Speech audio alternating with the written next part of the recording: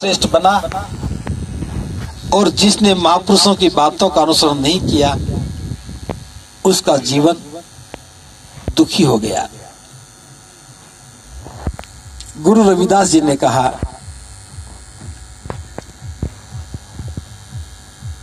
जात जात में जात है, ज्यों केलन को बात। जातियों में जातियां ऐसे लिपटी हैं जैसे केले के पत्ते पर पत्ता लिपटा है, जो हमें पेड़ होने का भ्रम देता है। जब केले के पेड़ को दूर से देखते लगता है ये पेड़ है, ये उसका तना है, लेकिन केले का तना नहीं होता। केले के पत्ते ही पत्ते पर लिपटे हैं, जो एक भ्रम पैदा कर रहे हैं कि ये पेड़ है। ऐसे ही जातियां जाति पर जाति लिपटी है, जो समाज होने का भ्रम देती है। जात पात के फेर में उलझ रहे सब लोग, रविदास मानुष ताकू खात है, जात पात का रोग। गुरु रविदास जी कह रहे कि एक जाति में दूसरी जाति लिपटी है और सारे लोग जाति पाति के फेर में उलझ गए हैं। रविदास मानुषता को खाते हैं, जात पात का रोग। अगर इंसानियत को खाने वाली कोई बीमारी है, रोग है, तो वो जाति है।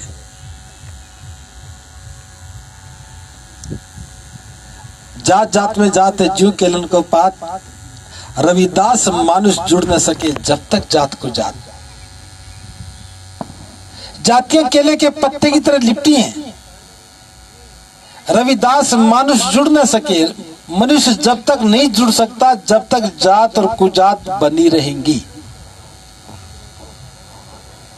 इससे ज्यादा सुस्पष्ट और संदेश क्या हो सकता है। गुरु रविदास जी ने हमारे दुखों का कारण जाति में देखा कि जाति हमारे दुख का कारण है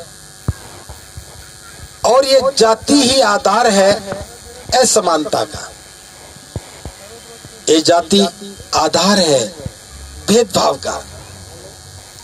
ये जाति आधार है अहंकार का। इसी जाति के कारण शोषण हुआ है, इसी जाति से उत्पीड़न हुआ है और इसी जाति से ही किसी को छोटा और किसी को बड़ा माना गया है। अगर इंसानियत चाहिए तो इस जाति के रोग को खत्म करना पड़ेगा। थोड़ी इसकी आवाज बढ़ा सकते हैं। इस जाति के रोग को खत्म करना पड़ेगा। ये गुरु रविदास जी का एक स्पष्ट मार्गदर्शन था हम सब के लिए। और मैं देख रहा हूं जिसने गुरु रविदास जी का नाम लिया वो सारे के सारे गुनाहगार हो गए। रविदास जन्म के कारण होत न को नीच, नरको नीच कर डारी है और छह कर्म की कीच। आप सभी पारिवारिक लोग हैं, आप सबके अपने अपने घर में संतान भी होंगे। अगर आप अपने बेटे से कोई बात कहें, वो आपकी बात ही ना माने, आप जो करने के लिए कहें वो उसके विपरीत करने लगे, आप उसे क्या कहेंगे? लायक या नालायक? नालायक। जो अपने पिता की बात नहीं मानता परिवार में, उसे नालायक कहा जाता है। और जो मोहल्ले बस्ती में किसी बात को ना माने उसे महान नालायक कहते हैं। और पूरे देश में ही जो अपने ही महापुरुषों की बात को ना माने उसको क्या कहते हैं, वो आप अपने लिए समझ लेना, क्योंकि मैं ये शब्द कह करके आपका उल्हाड़ा लेना नहीं चाहता।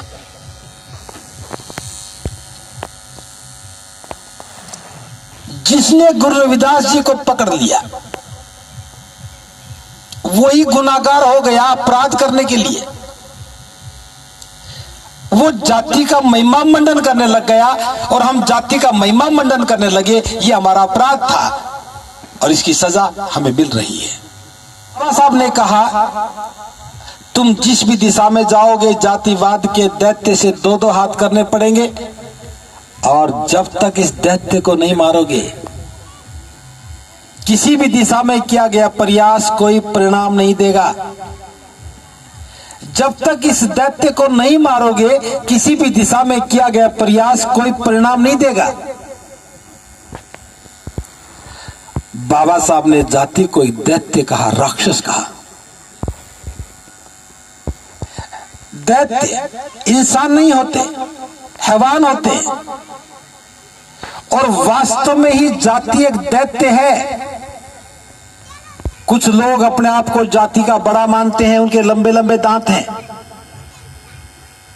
वो जहां चाहे जिसका खून पी जाए।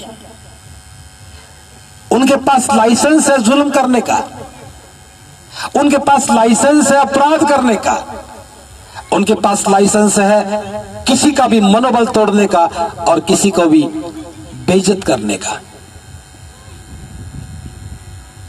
और न्यायपालिका जिससे उम्मीद की जाती है कि वो अपराधी को सजा दे और जिसके साथ अपराध हो उसे न्याय दे। अभी एक जजमेंट आया, 4 दीवारी के अंदर जाति उत्पीड़न के लिए कहे गए शब्द अपराध नहीं है। अपराध वही है जो सब सरेआम किया जाए। यही जाति की भावना है, क्योंकि जातिगत अपराध करने वाला उसी जाति का व्यक्ति है। अपराध करने वाला अपनी जाति की पैरवी करने लगेगा तो वो एक बहुत बड़ा अपराध हो जाता है। संविधान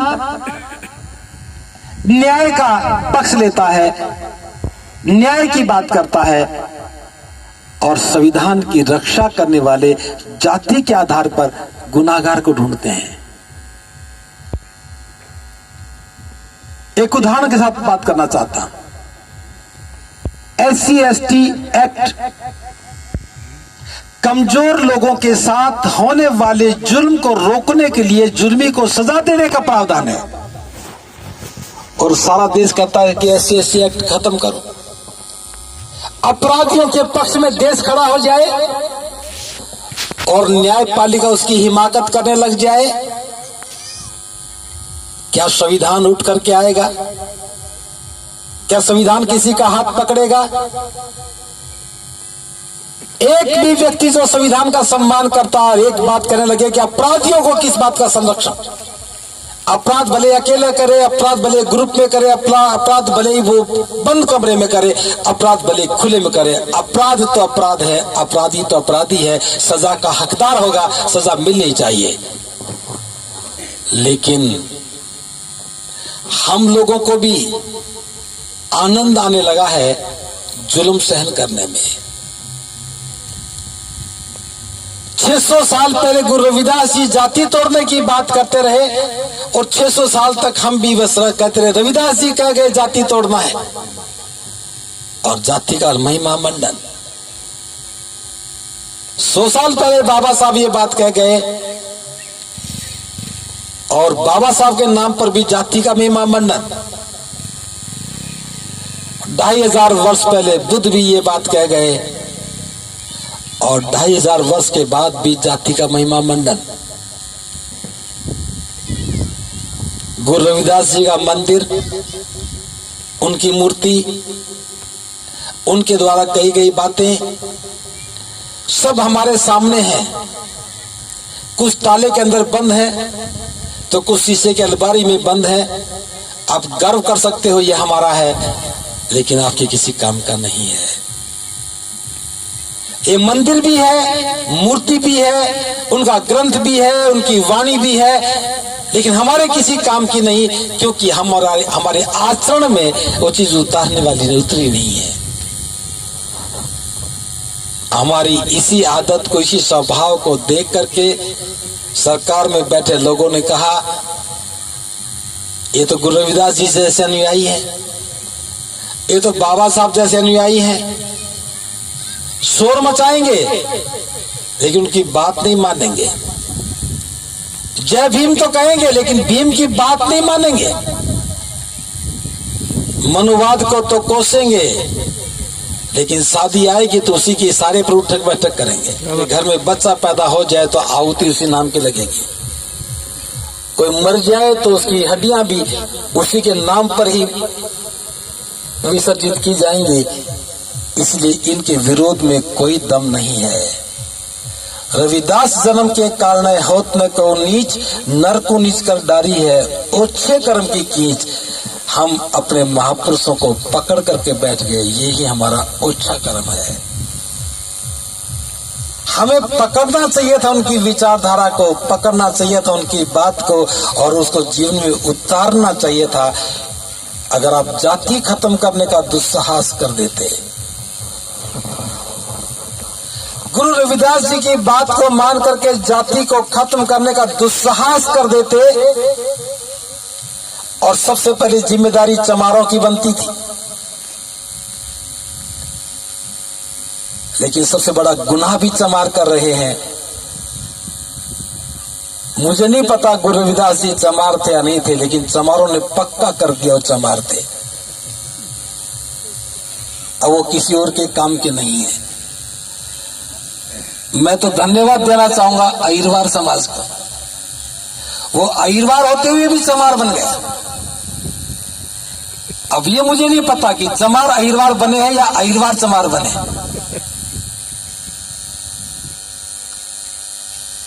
गुनाहगार तो आप भी हो। गुरु रविदास जी का मंदिर भी बना रहे हो और अहिरवार भी बने हुए हो। मंदिर रविदास जी का बनाते हो और चमार बने हुए हो। गुनाहगार हो, सजा के हकदार हो। मैं जुल्मियों का पक्षधर नहीं हूं, लेकिन जुल्म करोगे तो सजा पाओगे, अपराध करोगे तो भुगतोगे। महापुरुषों की बात को नहीं मानोगे तो जिसके हकदार हो वो चीज पाओगे। बाबा साहब ने दिन रात मेहनत करके स्वास्थ्य का परवाह भी नहीं की, इसके बावजूद भी उन्होंने एक दुनिया का बेहतरीन संविधान बना के दिया। हमारा फर्ज बनता था कि हम उसकी हिफाजत करते, लेकिन संविधान की रक्षा कैसे करते? हम तो गुनाहगार जो ठहरे। संविधान की रक्षा कौन कर सकता है? संविधान की रक्षा दो ही लोग कर सकते हैं, या तो वे जो चुन करके जाते हैं वो संविधान की रक्षा करते हैं, क्योंकि संविधान उनके हाथ में होता है, या फिर वो कर सकते हैं जो उनको चुनते हैं। या तो जो चुने हुए लोग हैं वो संविधान की रक्षा करने का काम करते हैं, या फिर वो लोग करते हैं जो उनको चुन करके भेजते हैं। वो कह करके भेजेंगे संविधान को बचाओगे तो चुनेंगे, वरना नहीं चुनेंगे। समझदार लोगों की जिम्मेदारी थी वो संविधान बचाने का काम करते।